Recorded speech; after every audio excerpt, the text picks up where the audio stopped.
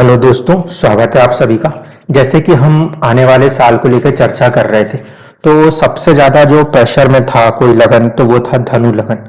क्योंकि कहीं ना कहीं इस लगन के साथ सितंबर 2020 से परिस्थितियां काफी विकट हुई हैं और इसलिए इस वीडियो की चर्चा या इस पर्टिकुलर लगन का ये वीडियो एक थोड़ा सा ज्यादा समय ले सकता है। यहाँ पे मैं पूरे 15-15 दिन का एक कोशिश करूंगा चीजों को समझाने की, ताकि आप उनको आसानी से कनेक्ट कर पाए।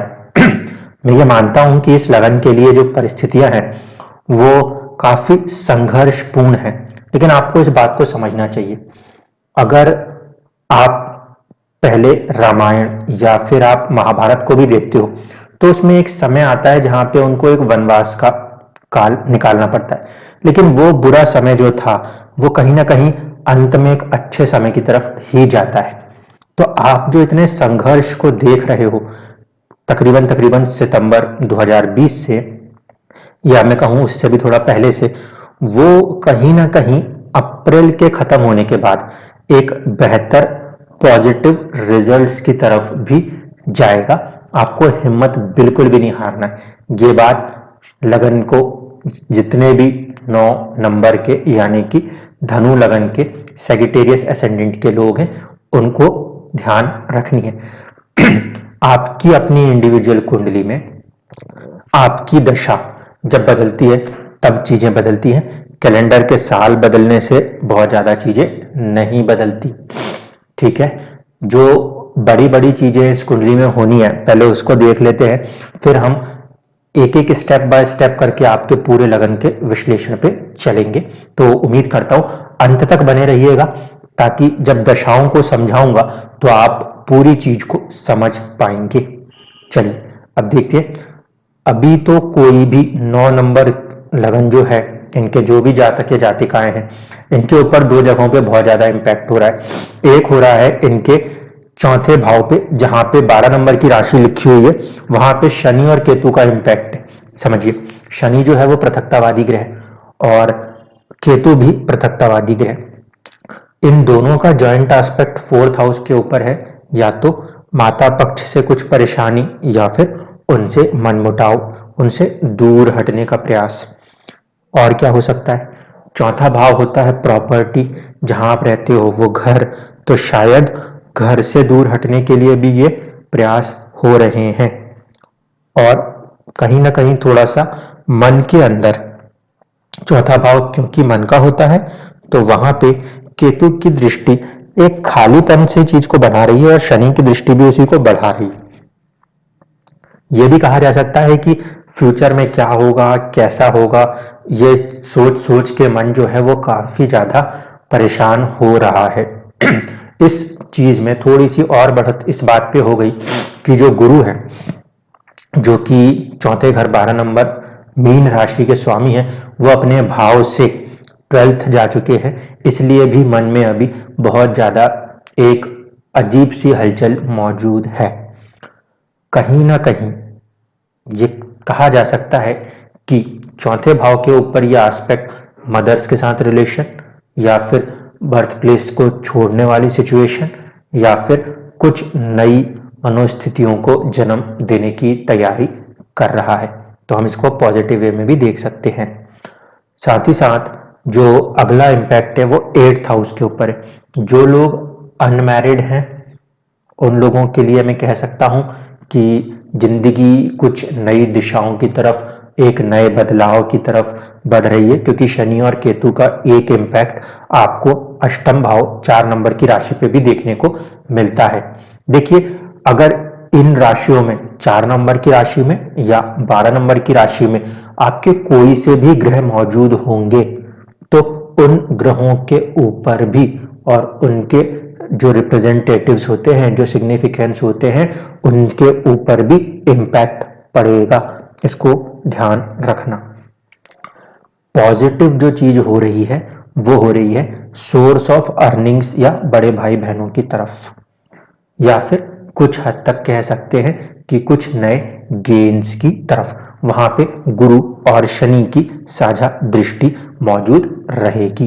तो ये तो हो गया एक जनरल प्रेडिक्शन जो कि धनु लगन के ऊपर सब पे लागू होगा, सब पे, कोई ऐसा नहीं होगा जातक जातिका जो इससे इनकार करेगा। अब बात करें कि आपकी स्पेसिफिक कुंडली के लिए प्रिडिक्ट करना है ये साल, तो आपकी स्पेसिफिक कुंडली के लिए प्रिडिक्ट करने के लिए पहले आपकी थोड़ी सी सहायता चाहिए। आप अपनी कुंडली को किसी भी फ्री सॉफ्टवेयर से बनाइए। फ्री सॉफ्टवेयर से बनाने के बाद आप उस कुंडली में जो मैं चीजें बता रहा हूं उस क्रम में उनको नोट कर लीजिए। सबसे पहले आप जब कुंडली को बनाएं तो ये देखें कि वहां सबसे पहले भाव में 9 नंबर लिखा है। अगर वहां 9 नंबर नहीं लिखा तो क्या चंद्रमा या सूर्य 9 नंबर में बैठे हैं? अगर 9 नंबर की राशि में बैठे हैं तब भी ये वीडियो आपके काम का है। और अगर पहले भाव में जहां पे इस कुंडली में जहां पे 9 नंबर लिखा है वहां आपका भी 9 नंबर लिखा है तो आपके लिए वीडियो सबसे ज्यादा काम की है। इसके बाद आपको ये देखना है कि उसमें कैलकुलेशंस का एक पार्ट होगा, वहां पे जाके देखिए। सबसे पहले देखेंगे दशा किसकी चल रही है। एक होती है महादशा, एक होती है अंतरदशा। जिनकी भी महादशा और अंतरदशा आप नोट कर लो, उन्हीं दो ग्रहों को लेकर चलना आप, और उसके षडबल को नोट करना। षडबल जो होना चाहिए वो 1 या 100 से ज्यादा हो तो अच्छी बात है, यानी कि रिजल्ट देने में काफी हद तक सक्षम है। अगर 1 से कम है, जब 0.8 से कम है तब उपायों की जरूरत पड़ती है। इसके बाद आपको ये देखना है कि वो जिस भाव में गोचर करेगा वहां पे उसका एक अष्टक वर्ग दिया होगा। ये सब आपको एस्ट्रोसेज कैलकुलेशंस पे मिल जाएगा। आप वहां पे ये देख लो 4 या 4 से ज्यादा पॉइंट्स हैं, अगर हाँ तो पॉजिटिव रिजल्ट है। अगर 4 से कम पॉइंट है तो अभी परेशान होने की जरूरत नहीं। पर अष्टक वर्ग में ये पहले देख के श्योर कर लो कि वो पॉइंट देने वाला ग्रह चंद्रमा या फिर शुक्र तो नहीं है। अगर नहीं, कुछ और ने दिया है तो पॉजिटिव है, आपको परेशान होने की जरूरत नहीं पड़ेगी। अब इन सारी चीजों को देखने के बाद हमें क्या देखना है जो हमारे काम का है। आपको यह देखना है कि वहां पे एक प्लानिटरी कैलकुलेशंस में डिग्री लिखी होगी लगन करके या असेंडेंट करके। वो डिग्री 0 से लेके 13 डिग्री के बीच है क्या? अगर हाँ तो केतु, मैं मिड पॉइंट केतु बोलूं तो आप अपने आप को कनेक्ट करिएगा। अगर डिग्री 13 से ज्यादा है और 26 के आसपास है तो शुक्र होगा। मिड पॉइंट बोलूंगा तो शुक्र होगा। जब 26 डिग्री 40 मिनट से ज्यादा और 30 डिग्री के बीच होगा तो मिड पॉइंट सूर्य होगा। ठीक है, इसको ध्यान रखना। अब मैं आप लोगों के लिए पहले एक शुरुआत की जनरल प्रेडिक्शन कर रहा हूं। यह कुंडली जो मैंने बनाई है, यह कुंडली बन रही है हमारे लिए 1 जनवरी 2022 की। ठीक है, तो इस दिन क्या हो रहा है पहले इसको समझ लीजिए। शुरुआत के समय में आपकी जो किस्मत का स्वामी सूर्य है वो लगन में प्रथम भाव में मौजूद है। इसीलिए सभी जातक जातिकाओं के लिए कहीं ना कहीं किस्मत अपना पूरा प्रयास करेगी कि जितना वो आपकी मदद कर सकती है उतना करे। सेहत के लिए हम कहें तो सूर्य का यहाँ आना, कारक का यहाँ आना अच्छा है, लेकिन शुक्र क्योंकि छठे भाव का स्वामी है उसका लगन में आना थोड़ा सा हेल्थ के लिए हमें केयरफुल रहना चाहिए।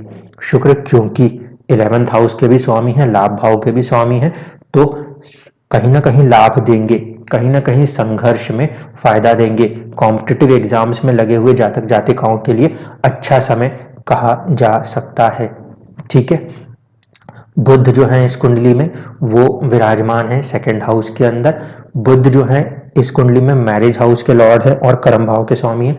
मैरिज के ऊपर थोड़ी सी परेशानियां महसूस होंगी, जबकि आपको अपने प्रोफेशनल लाइफ की तरफ एक पॉजिटिविटी दिखाई देगी। गुरु इस कुंडली के अंदर सुख भाव के भी स्वामी हैं और पहले आपके स्वास्थ्य के भी स्वामी हैं, पहले भाव के भी स्वामी हैं। उनकी दृष्टि कहीं ना कहीं लाभ भाव, कहीं ना कहीं उनकी दृष्टि किस्मत के ऊपर और कहीं ना कहीं उनकी दृष्टि आपके मैरिज हाउस के ऊपर है। तो ये काफी हद तक चीजों को संभालने की कोशिश करेंगे। तो साल के अंदर पॉजिटिव रिजल्ट्स की उम्मीद जो है वो जुपिटर से हम कर रहे हैं। ठीक है, अब समझिए जिन भी जातक जातिकाओं की डिग्री 0 से लेकर 13 थी, जिनका मिड पॉइंट लॉर्ड केतु था, वो केतु लगन कुंडली में 12वें घर में बैठे हुए हैं। ऐसे जातक जातिकाएं ज्यादा हद तक आध्यात्म की तरफ झुकते हुए दिखेंगे, या फिर कह सकते हैं वो थोड़े से अपने आप को परेशान सा महसूस करते हुए दिखेंगे। कुछ लोग ऐसी सिचुएशन में अकारण ही भय बनाते हैं। उन सभी से मेरा अनुरोध है कि अपने आप को पहले इस बात के लिए प्रिपेयर कीजिए कि कोई भी फियर करने की जरूरत नहीं है। ठीक है, आपके साथ एक पॉजिटिव चीज होनी है, आपको उसके लिए अपने आप को प्रिपेयर करना चाहिए। देखिए, जो आपकी लगन कुंडली में केतु 8 नंबर यानी कि 12th हाउस में मंगल के साथ बैठे हैं, वही किस्मत की कुंडली में किस्मत के स्वामी सूर्य के साथ और कहीं ना कहीं आपके नवम भाव में बैठे हैं, जो कि आपको एक अच्छी किस्मत दे रहे हैं। आपको अपने ऊपर भरोसा करके मेहनत करनी चाहिए। आध्यात्मिक होने के साथ साथ मटेरियलिस्टिक वर्ल्ड के लिए भी आपको अच्छे से स्ट्रांगली वर्क करना चाहिए इस दरमियान। तो आपके लिए ये पीरियड जो है 1 जनवरी से 15 जनवरी तक बहुत ही अच्छा है। और सभी इस लगन के जातक जातिकाओं के लिए ये अच्छी बात है कि सूर्य जो है किस्मत में पंचम भाव से कनेक्शन कर रहा है, तो सबकी किस्मत इस समय बहुत ज़्यादा मजबूत रहने वाली है।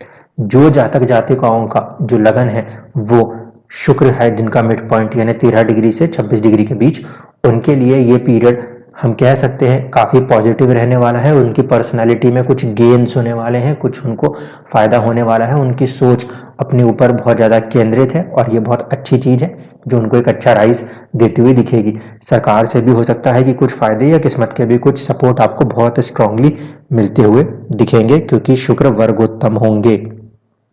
जिन जातक जातिकाओं के लिए 26 डिग्री और 30 डिग्री के बीच में यानी कि सूर्य की बात होगी, तो सूर्य यहाँ पे किस्मत के स्वामी होके लगन के साथ रिलेशन बना रहे हैं, ये अच्छी बात है। और कहीं ना कहीं इन जातक जातिकाओं के लिए भी शुरुआत के जो 15 दिन है वो बहुत ज़्यादा किस्मत के साथ देने वाले हैं। तो आपको सिर्फ अपने पराक्रम पे भरोसा रखना है और किस्मत आपको यहाँ पे सपोर्ट देती हुई दिखेगी। चीज़ें यहाँ खराब हो रही हैं मैरिटल लाइफ के अंदर, उन जातक जातिकाओं से थोड़ा सा यहाँ पे अपने आप को कोशिश करना है कि वो पॉजिटिविटी को मेंटेन करें। चाहें तो बृहस्पति की पूजा कर सकते हैं।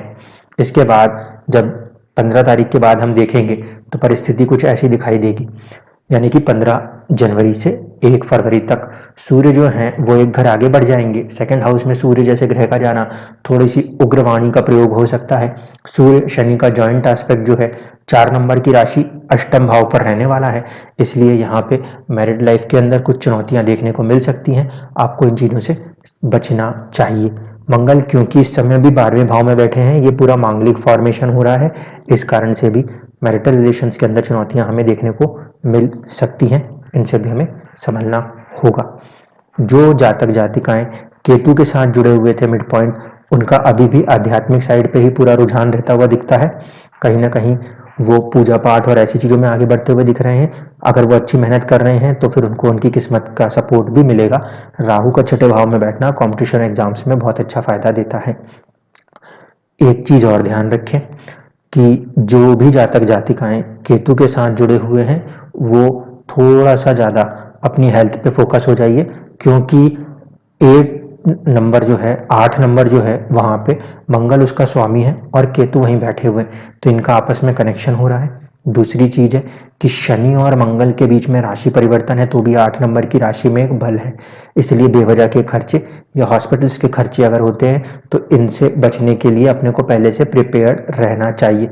अगर ऐसा लगता है तो आप इन समय में कभी भी बीच बीच में हॉस्पिटल ऐसे ही आते जाते रह सकते हैं, ताकि वह एनर्जी को आप वहाँ पे आसानी से रिलीज कर सकें।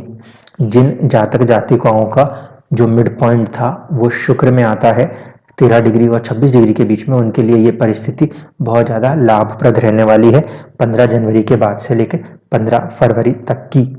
जिन जातक जातिकाओं का जो मिड पॉइंट लॉर्ड है वो सूर्य में आ रहा है, वो अपने घर के अंदर की चीज़ों को कुछ हद तक संभालने के प्रयास करेंगे। हो सकता है कि सेविंग्स में भी या आप अपनी बचत को बढ़ाने का प्रयास करें, लेकिन इस समय सूर्य की दृष्टि अष्टम भाव पर रहने वाली है। इस कारण से हम कह सकते हैं कि आप मटेरियलिस्टिक गेन्स को तो बचाने का प्रयास करोगे, लेकिन इसकी कुछ इम्पैक्ट आपके मैरिटल लाइफ पे पड़ सकता है, उसको थोड़ा सा अपने को संभालने की ज़रूरत है। वरना इस समय आपका सबसे ज़्यादा ध्यान जो जा रहा है वो अपने सेविंग्स के ऊपर जा रहा है। मैं इसको ऐसे भी कह सकता हूँ कि खर्चे बढ़े हुए हैं, इसलिए आप अपने बचत के बारे में ज़्यादा सोचते हुए नजर आएंगे 15 तारीख के बाद से। अब हम बात करें 1 फरवरी को कि वहाँ पे क्या सिचुएशन बनती है। 1 फरवरी की कुंडली के अंदर मंगल जो है वो अपने 12वां जो घर था वहां से निकल के केंद्र में आ जाएंगे। पंचम का स्वामी केंद्र में आना अच्छी बात है, आपकी बुद्धि में एक अच्छी पॉजिटिविटी देखने को मिलेगी। लेकिन जो लोग मैरिड हैं उस साइड के लिए ध्यान रखना कि अभी भी ये मांगलिक पीरियड ही चलेगा। और इन 15 दिनों में 1 फरवरी से लेकर 15 फरवरी तक के पीरियड के अंदर कहीं ना कहीं हम ये देख सकते हैं कि अभी भी आपके अष्टम भाव पे काफी हद तक सूर्य, शनि, बुध जैसे ग्रहों का प्रभाव है, तो अभी भी उस साइड पे चुनौती बरकरार रहेगी। किस्मत की कुंडली में इस समय गुरु जो है वो नीच के हो रहे हैं, ठीक है। इस कारण से ये सलाह होगी कि ये पीरियड सबसे ज्यादा शांति के साथ बिताया जाए, क्योंकि इस पीरियड में अगर आप देखोगे तो किस्मत में D9 जहाँ लिखा है वहां पे अष्टम भाव में 4 नंबर में मंगल और शनि आ रहे हैं, तो ये पीरियड काफी ज्यादा परेशानियों भरा हो सकता है। जो लोग डाइवोर्स केसेस या मैरिटल लाइफ के अंदर सबसे ज्यादा चुनौती का ये पीरियड हम कह सकते हैं, इसके लिए आपको मेंटली पहले से प्रिपेयर रहना चाहिए। दूसरी चीज कि केतु जिनका मिड पॉइंट लॉर्ड है उनके साथ तो अभी वही की वही परिस्थिति बनी हुई है। जिन लोगों का मिड पॉइंट लॉर्ड शुक्र है उन्हें यहां संभल जाना चाहिए। भले शुक्र प्रथम भाव में बैठे हैं, लाभ तो अभी भी करा रहे हैं, लेकिन किस्मत में क्या हो रहा है कि वो नीच के हो रहे हैं 10वें भाव में, तो थोड़ा सा स्टेटस में कुछ चेंज ओवर ना आ जाए, कुछ नेगेटिविटी ना आ जाए, इसलिए उन जातक जातिकाओं को ज्यादा संभलना चाहिए जिनका कि लगन जो है वो कहाँ पर आता है 13 डिग्री से लेकर 26 डिग्री के बीच में आता है। उनको अपने हेल्थ का भी ज्यादा अच्छे से ध्यान देना चाहिए। वो कुछ हद तक अपने आप को नेगेटिव महसूस कर सकते हैं, इसलिए वो पहले से थोड़ा सा अपने आप को प्रिपेयर रखें, चाहें तो लक्ष्मी जी की पूजा कर सकते हैं। फिर बात होगी कि जो जातक जातिकाएं सूर्य के साथ जुड़े हुए हैं, यानी जिनका जो मिड पॉइंट लॉर्ड है वो सूर्य है, वो अभी भी कहीं ना कहीं धन और अपनी फैमिली के बारे में सोच रहे हैं। किस्मत में वो 7th हाउस के साथ कनेक्ट हो रहे हैं, तो थोड़ा सा हॉट आर्ग्यूमेंट्स अपने पार्टनर्स के साथ हो सकता है। इन चीजों से हमें संभलना चाहिए। हाँ, अगर कोई जातक इसमें अभी अनमैरिड है तो उसके लिए ये पीरियड हम कह सकते हैं कि कुछ हद तक उनके प्रोफेशन के गेन्स का पीरियड हो सकता है, लेकिन ध्यान रखना है हेल्थ पे। इसके बाद बात करें कि जो आने वाला पीरियड होगा नेक्स्ट 15 डेज वो क्या होगा, तो उसको देखें। उस पीरियड के अंदर हम देखते हैं हमारा जो लगन कुंडली है उसमें मंगल और शुक्र एक साथ अभी भी हैं। सूर्य जो है वो बढ़ गए हैं 3य भाव में। सूर्य का 3य भाव में आना उसको एक पल देता है, साथ ही साथ गुरु के साथ उसका आना भी एक अच्छी पॉजिटिव सिचुएशन है। कहीं ना कहीं किस्मत का स्वामी किस्मत के ही घर को दिखेगा, तो कह सकते हैं कि 15 फरवरी के बाद के पीरियड में 15 मार्च तक आपकी किस्मत काफी पॉजिटिव रहने वाली है। यहाँ पे गुरु और सूर्य जैसे 2 ग्रहों का समर्थन हासिल है, और यही कॉम्बिनेशन आपके 11th हाउस पे भी देख रहा है। किस्मत की कुंडली में अगर देखें तो 11th हाउस में सूर्य, मंगल और शुक्र की युति भी होती हुई दिखती है, इसलिए ये पीरियड किसी बड़े लाभ को दिखा सकता है आपके जिंदगी के अंदर। इसके लिए आप तैयार रह सकते हैं। साथ ही साथ इस चीज को ध्यान रखिए कि इस अवधि के अंदर 5th हाउस का लॉर्ड क्योंकि केंद्र में है और 12th हाउस का भी लॉर्ड केंद्र में है, तो जो लोग बाहर कहीं जाने का मन बना रहे होंगे उनको भी एक पॉजिटिव रिजल्ट्स देखने को मिल सकते हैं। चैलेंजेस अभी भी मैरिड लाइफ के ऊपर बरकरार रहेंगे। शुक्र का जिनका मिड पॉइंट लॉर्ड है उनके लिए बहुत ज्यादा लाभदायक समय है। सूर्य जिनका मिड पॉइंट लॉर्ड है उनके लिए भी परिस्थिति कुछ हद तक लाभ की है। केतु जिनके साथ जुड़ा हुआ है उनको ये पीरियड थोड़ा सा अपने ऊपर कंसंट्रेट करना होगा, क्योंकि इस समय केतु जो है किस्मत की कुंडली में अष्टम भाव में शनि के साथ जुड़ रहे हैं, तो थोड़ी सी परेशानियां यहाँ हो सकती हैं। कुछ नए बदलाव आने के लिए कुछ नई चुनौतियां भी वहां खड़ी होंगी, जो कि जिंदगी में एक नए बदलाव को देती हुई दिखाई देंगी। इसी के साथ साथ अगर हम देखें कि आने वाला जो 15 दिन होगा, यानी कि 15 मार्च के बाद का समय होगा, तब सूर्य जो है वो केंद्र में 4थे भाव में आपको आएंगे, और कहीं ना कहीं ऐसी परिस्थिति में हमें अपने घर के अंदर के लोगों के साथ अपने रिलेशंस को न्यूट्रल करना जरूरी है, क्योंकि सूर्य अग्निकारक ग्रह जब कभी भी 4th हाउस में बैठे तो थोड़ा सा एक मनमुटाव की स्थितियां बनती हैं, इनसे हमें बचना होगा। ये जो आखिरी के 15 दिन है मार्च के महीने में, इस पीरियड के अंदर अगर हम ध्यान से देखें तो शुक्र, शनि और मंगल की युति है, जिसमें से मंगल जो है वो उच्च के हो जाएंगे। मंगल का उच्च का होना कहीं ना कहीं फिर आपके जो सेविंग्स हैं उसके ऊपर किसी बड़े खर्चे को ये दिखाता है, इसलिए यहाँ पे पहले अपने हेल्थ पे फोकस रहिए। बड़ा खर्चा हॉस्पिटल पे ना हो, इसको ध्यान रखना जरूरी है। हाँ, कोई सुख संसाधन की तरफ आपका ये खर्चा होता है तो कोई बुरी बात नहीं है। पंचम भाव का स्वामी हो के मंगल यहाँ उच्च का है, बुद्धि बहुत ही अच्छी चलने वाली है। अगर आप कहीं ना कहीं स्टूडेंट्स हैं तो ये आपके लिए प्लस पॉइंट होगा। दूसरी ओर ये देखें कि कॉम्बिनेशन में बुध और गुरु की युति हो रही है। बुध जो है वो कहीं ना कहीं 7th हाउस के भी मालिक हैं और वो मालिक हैं आपके 10th हाउस के। तो थोड़ी सी चुनौती आपको देखने को मिल सकती है अपने कर्म क्षेत्र में, इसके लिए हमें थोड़ा सा प्रिपेयर्ड रहने की जरूरत होगी। अगर आपका मिड पॉइंट लॉर्ड केतु के साथ जुड़ा हुआ है तो अभी भी परिस्थिति वही है कि अपने आप को अकारण भय से बाहर निकाल के रखिए। अगर आपका मिड पॉइंट लॉर्ड शुक्र है तो वो एक पॉजिटिव है कि वो कहीं ना कहीं सेविंग्स को बढ़ाने की कोशिश कर रहा है और अपनी गेन्स और अर्निंग्स को भी बढ़ाता हुआ नजर आ रहा है। किस्मत की कुंडली में भी शुक्र जो है वो छठे भाव से जुड़ रहे हैं, कोई बुरे नहीं है, लेकिन थोड़ा सा अपने हेल्थ पे वहां पे ध्यान देना जरूरी होगा। जिन लोगों का सूर्य आ रहा है मिड पॉइंट लॉर्ड, वो अपने घर के सुखों में भी वृद्धि करते हुए नजर आएंगे और कुछ हद तक उनको सरकारी कामों से जुड़े हुए लाभ भी देखने को मिलेंगे। तो कुल मिला के ये रहेगा मार्च के महीने तक का धनु लगन के जातक जातिकाओं का पूरा समय। हमें पहले ही ध्यान ये रखना है कि हमारी जिंदगी जो है वो किस जगहों पे बदल रही है, उसको फोकस करते हुए चलना है। तो अगर हम वो देख रहे हैं तो यही हमारी जो पहली स्लाइड थी, हम वहां पर वापस आ गए।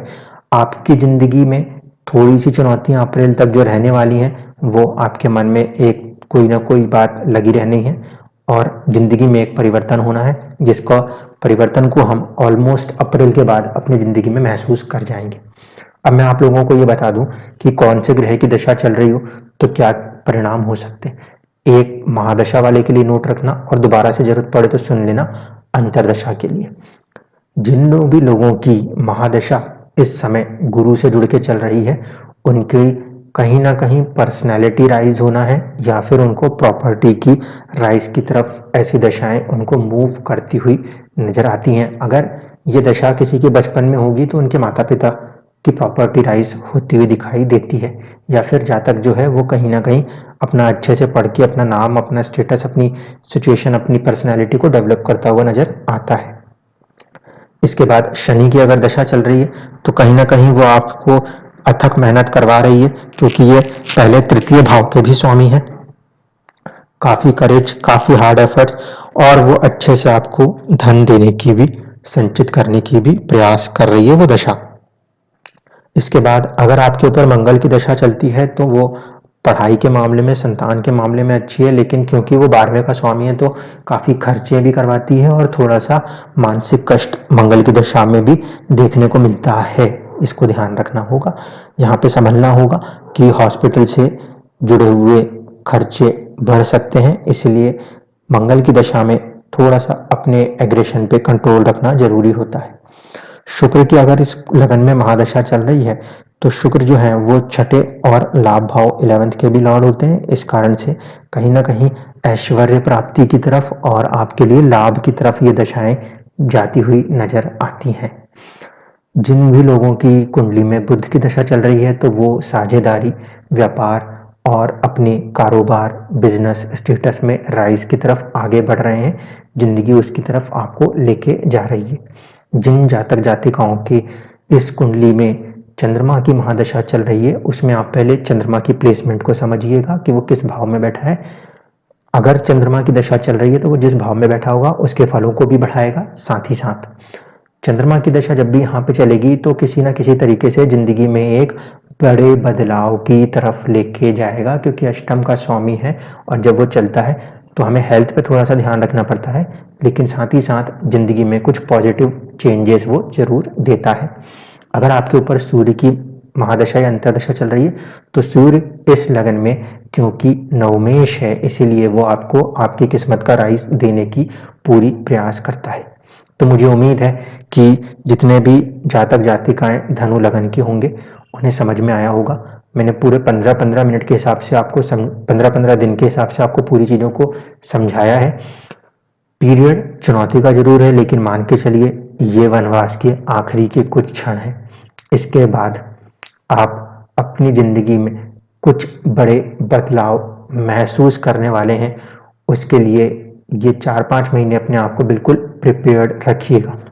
एक और जरूरी बात बोलते हुए जा रहा हूं कि जब भी कोई ग्रह का गोचर होता है, ट्रांजिट होता है, तो वो ट्रांजिट के शुरुआत के जो 10-15 दिन होते हैं वो इम्पोर्टेंट होते हैं। अगर अप्रैल में हमारे पास ट्रांजिट होना है तो मार्च के महीने के अंत की तरफ बहुत सारी सिचुएशनों में ना चेंजेस सभी को देखने को मिलेंगे, और ये बात सभी लग्नों पे लागू होगी, आप लोगों के साथ भी लागू होगी।